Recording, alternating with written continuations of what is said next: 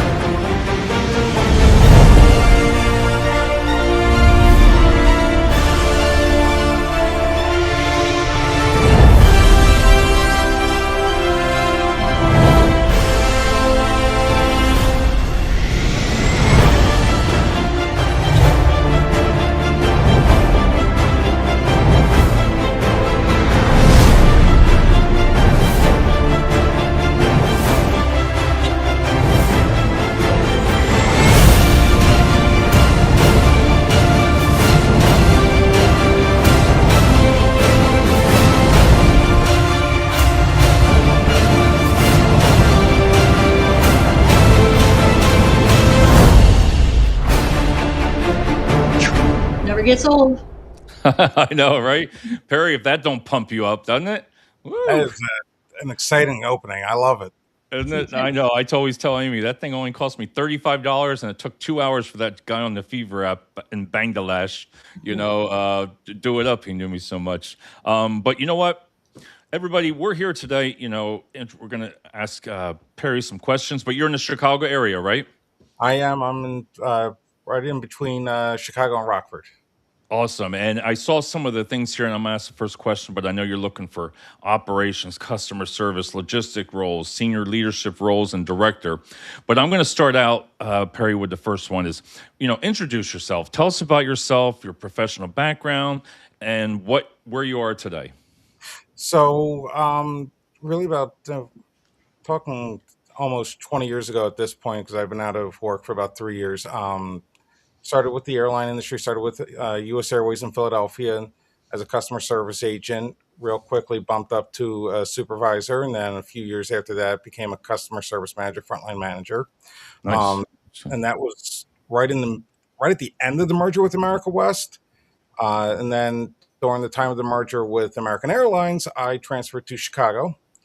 From there, I actually was on the U.S. Airways side, so definitely a smaller station from Philadelphia being a hub for U.S. Airways. So I got a chance to learn the ramp operations, administrative, building schedules and bids for the union employees, and then transitioned back in through the merger, back to customer service for a little bit, and then found my way into the Hub Control Center, which oversees the entire operation for Nice. the airline. So all the movement of the aircraft works with all departments, both internal and external. And I was there a total of 15 years with the company, a little over 15 years. Wow. And then in the middle of 2023, I stepped away, kind of hit my glass ceiling with the company. So went on to start looking for bigger, better adventures. Currently, I run a small e-commerce toy Nice. and gift store, which is actually really successful. It's really more of, I would say at the moment, kind of like a side hustle, but we are Right. self-sustaining. No more capital is being added into it. We're able to grow within our means with the sales, and Nice. it brings me here today. That is. Amy, you have the background of the airport, or almost something similar? Very, very similar. Like I'm listening to you, and I'm like, wow, did you Yeah. study background?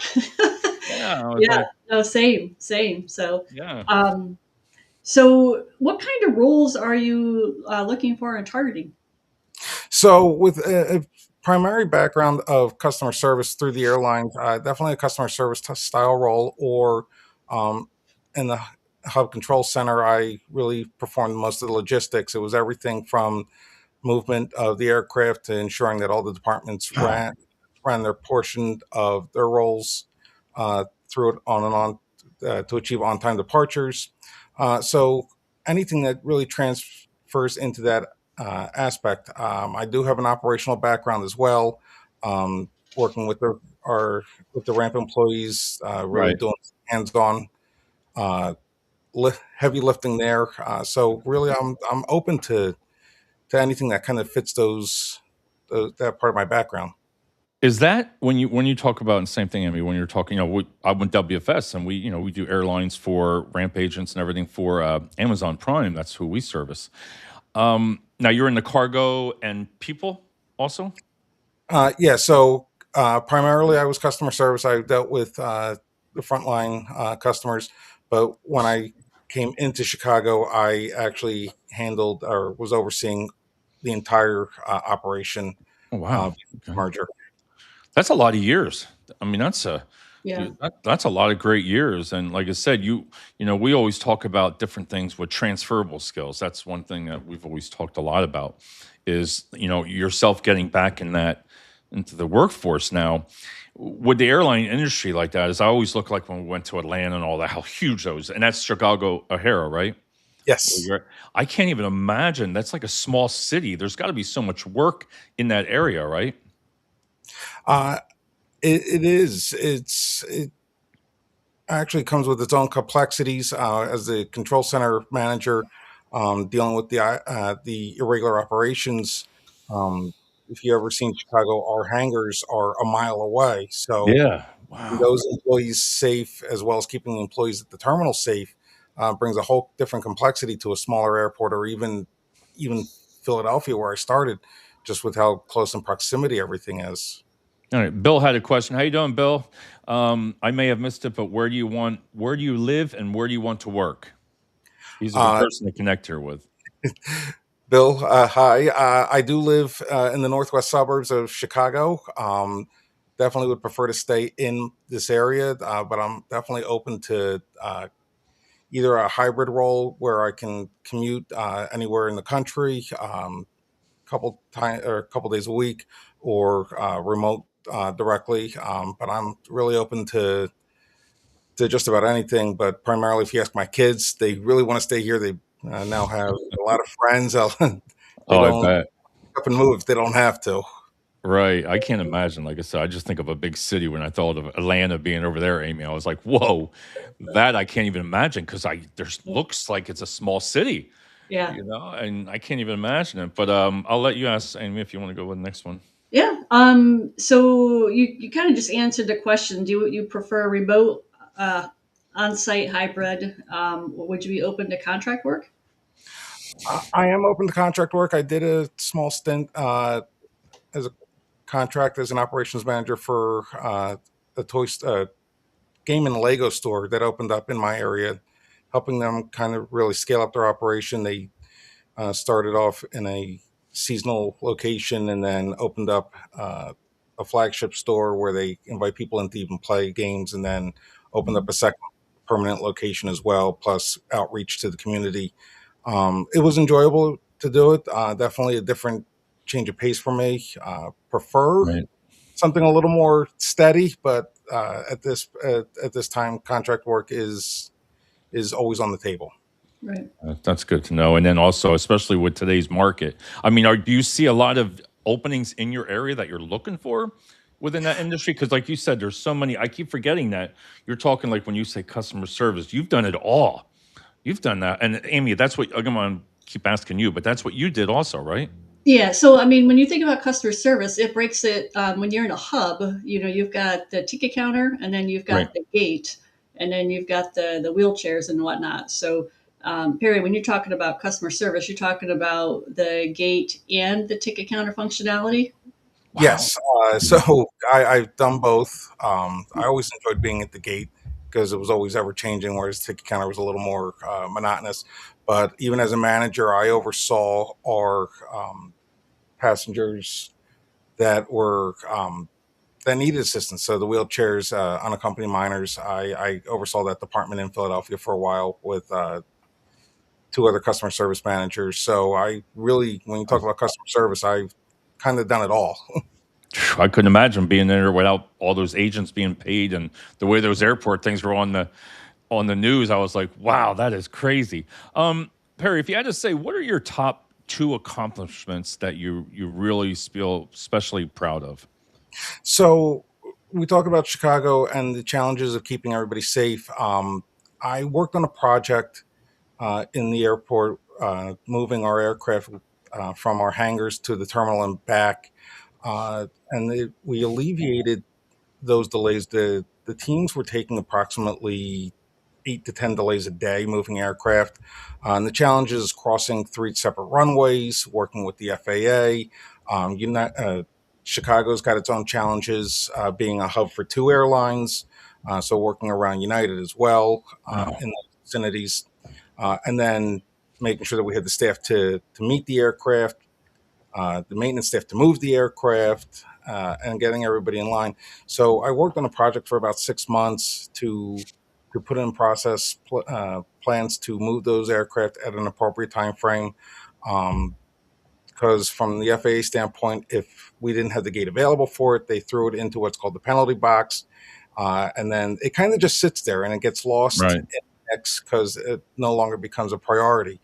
And then same thing, moving the planes off the gates to go back to the hangar if necessary, to make sure that we had availability. And we really turned that project, or I was able to turn that project to go from 8 to 10 delays a day down to less than one on average. Wow, that's sharp. It was a huge change to our performance metrics in that aspect. And the other accomplishment that I'm really proud of is my own small business. It is a small family business. I took over and rebranded a business that my father ran with Right. my brother. Kind of laid out the framework to keep it successful, and we were able to, again, not throw any more capital into it after the first year, Right. and we were able to pull out some of the profits for us to bring back out. We opened up with brand new vendors. Nice. Nice. This year alone, we've opened 4 new vendors that we carry, some being extremely well for us. And it's just nice to not have to worry about if we're going to have the capital week in, week out. That's got to be great, the entrepreneurship plus the background that you have. Because I always say, even with Amy doing the consulting too, you only got one person to blame when something goes wrong. You can only kick one person. You're like, oh man, why'd I Right. do that or with that? But no, that's great. That's a great Yeah, accomplishment that from is both. quite a background. You're well Yep. versed. The one thing that I want to just add to the first part when you're talking about moving aircraft, you also have to make sure people are trained and Yeah. train a trainer. So there's that other caveat that is a whole new ball of wax that doesn't get the credit it usually should. But yeah, I agree, Bill. O'Hare is one of those places that try to stay away from. Never Um, been there. Intimidating. Yep. So I get it. So, all right. So if we asked your colleague to describe you, what would they say? I believe my colleagues would tell you that I'm a driven and accountable leader. I've always shown um, that I like to be hands on, and if not able to with the union setting, at least have an understanding of what's going on. I've always preached that I won't do some, or I won't ask somebody to do something that I wouldn't do. Nice. Um, I like that. they know that I hold myself accountable. I've always taken responsibility for my actions. I am not somebody that'll point the finger to somebody else. I worked with um, 4 other managers, or sorry, 3 other managers as a senior leader Nice. I like through it. COVID. And we put in some processes into place in the hub control center. We're very small. It was a very small room. We housed about 15 people. So to meet the requirements, we put in some processes in place and got a lot of backlash, especially from our senior frontline staff. And I took ownership for it, whether it was my process or not. If they came back and asked, the employees came back and asked why this was happening, it's not pointing the finger. Well, this person said we're doing it this way. We're doing it this way, or I'm put it into place. Right. It's important to be a leader that's willing to take the ownership.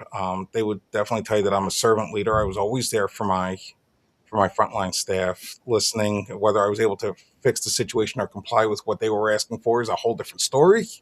Right. But I was there to hear out their concerns and their grievances, and do the best that I could to make things a good place to work. I like how you put everything together like that. I think you can tell it's real, Amy. That's what I like about it is, I mean, you just put out there what you do, what you stand up for them. There's just so many different things that you said that I think was just such a great answer. So I Um, want to highlight yeah, but some, Dave, before we move on. So I want to highlight about something that Perry said that I really want to get attention. And this is important for me because when I have general managers in a station and, we implement a change at the station or across the board. And when I hear a general manager say they said, meaning, headquarters said, they're not taking responsibility for that. right. As leaders, that comes from the top down, and it's got to be explained so everyone understands the why behind it and they can buy into it. So it's not an us versus they. It is us. And so I want to highlight what you said because that is huge for Yeah. me, and I really pay attention to that. And I think that really showcases, your leadership, because that's Yeah. not something that you can just teach somebody. It's either you have it or you don't. And so I want to applaud you for saying that, because that is huge. It's not because the headquarters said. It's because this is the way we're doing it and this is the why we're doing it, because you've already bought into that reason and the why. So I just want to highlight that. I think that's important. That's good. No, I think that was a great answer. Perry, if you had to say, what are three of your core strengths, if you had to tell us? Uh, so real time decision making and strategic problem solving is top strength. In all honesty, in the hub control center, and since I keep referencing, just because the majority of my time in the recent years, we did everything from moving 35 to 40 planes an hour. We controlled all the ground operations. Nothing moved without our say so when we started talking about planes moving off or onto the gates. But we were also the ones responsible for making sure that everybody was safe, especially during bad weather, so thunderstorms. And I will tell you, my first time having to close the ramp and telling everybody that the operations were suspended, a lightning strike happened right over the field, Oof. so it kind of was spontaneous. Usually we get a little warning as the storm rolls in. We kind of get warnings at certain mile markers. This one happened to build right over us. So it's being able to react at a moment's notice and make a informed decision, uh, and and a safe decision. I'm also all about continuous improvement. I look for how things can be better, what we can do to make things more Nice. successful, and optimize the operation as well. And then really ties in with the first one. Working in a high pressure, time critical environment is a strength. I I can enjoy. imagine in that field how that would be. Whew.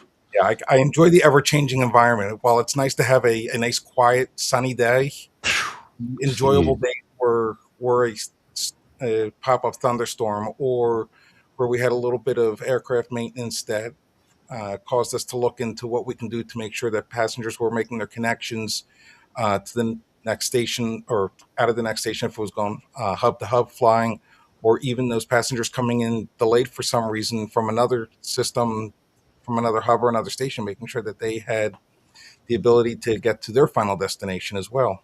I didn't realize there's so much involved behind it. You know what I mean? Like listening to you and even like listening to Amy when she told about it. There's so much stuff that you do that you would never think that's going on. You know what I mean? Like you're out there and there's just a lot of different things. So that Well, also, you got to find out if the captain, first officer, and flight attendants are getting ready to time out. How much time do they have left?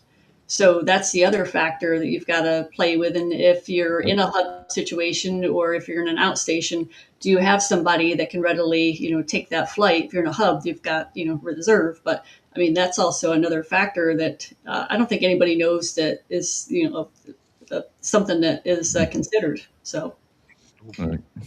I would all right, consider. I would tell you, I consider it's the long game up where I was sitting. It's not only looking at what was going on with that direct flight, but that flight comes back or that flight goes to another hub. What's going to happen to those It's gonna passengers? happen. right, It's a whole trickle down effect too. yeah. So, what kind of tasks and projects energize you the most? Uh, Fast paced projects. I love something where I can uh, work with other people as necessary if I don't have the answers readily available. But I also like the projects that kind of take a little more time to logically think through. There's definitely a nice, satisfying outcome at the end of a little bit of a longer project that I can put tasks into place, projects into place, and look at everything and kind of energize everybody at the end, saying this is what we're going to do to make things better, to make things easier, to Nice. keep things safe, and have a tangible outcome at the end. So ultimately, it, both the day of projects, something that where we're going to look at, when I in the airline looking at connections, a plane that may have come in late, even from an international station, where those passengers um, were entitled to different compensation compared to a passenger that may have That's connected right. from a Jeez, I different forgot station, about that. and doing everything there, working on a project within, we're talking hours, just to have a response ready for when that plane lands. To the project that I said that I was really thrilled about was reducing the delays of aircraft movement to and from our hangar. Right. Wow, that's something. Yeah, again, I'm just blown away. I didn't realize everything you're talking about. I'm like, man, this is all going on behind the scenes, and everybody else just looks happy. You get on your plane, you do it, but you don't realize all that stuff's going like that. If you had to say, what kind of any technical or soft skills that you've mastered that set you apart?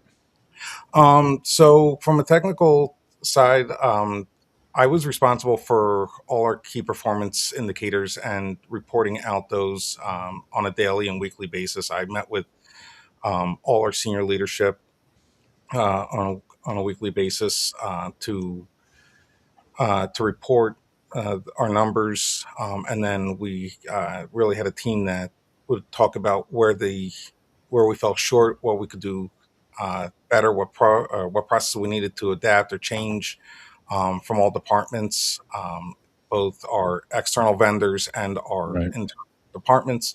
Um, Process improvement. I really, without actually having a project management certification, I enjoy kind of really doing those projects as well. Soft skills, real time decision making, being able Nice. to That's kind important. kind of have everything, or at least the majority of the answers that I needed to be able to make a decision and then stand by it. It may not always be the right decision. It's not going to be the right decision the next time that a similar situation occurs, but being able to make that decision and stand by it real fast without maximum or with minimizing any Right. impact, and that along with strategic problem solving. Nice. And being able to ask yourself, would I, if I were in the situation again, would I do the same thing? And I think that that really gives you a good lens to look through.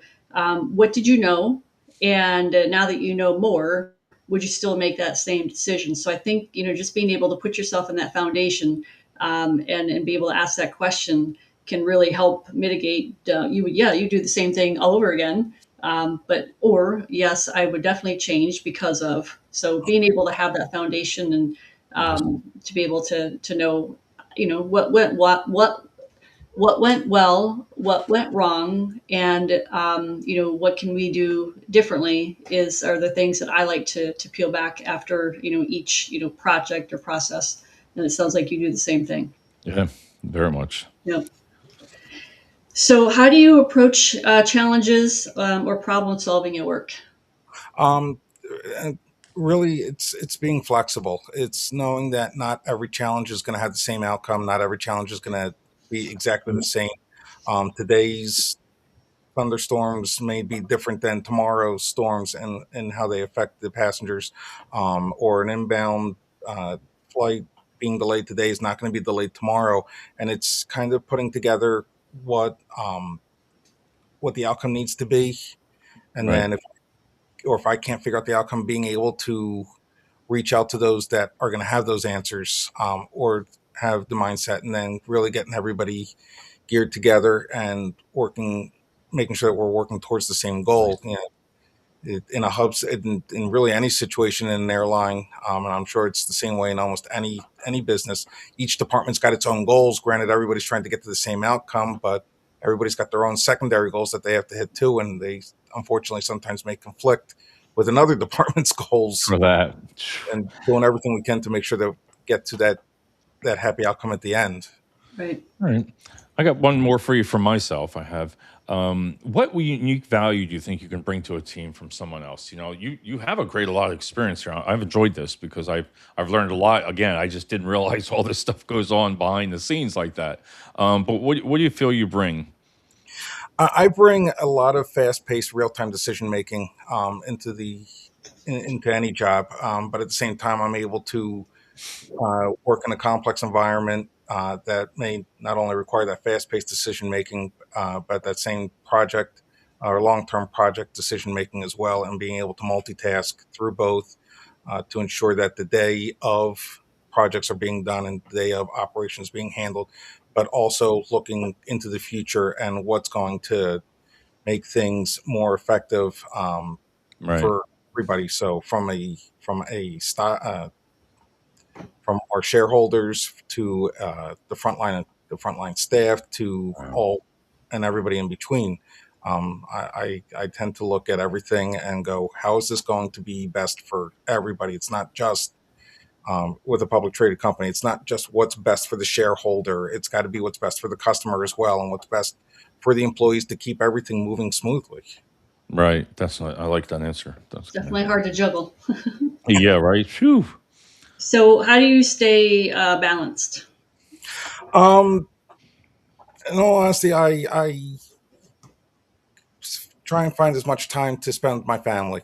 This Right. year, I've taken on a volunteer role as a head coach for my oldest son for baseball. He's been asking me for a couple of years to be his coach, and I kind of took it on. I Love haven't it. coached. I haven't coached in 25 years. Um, so doing something different just to be with them. We travel. Um, we like to travel a lot. Fortunately, not as much as we used to. Um, we used to pick up the kids and be like, "Oh, we're going to go away for a weekend." We enjoy exploring the country. We camp. My wife got me into camping.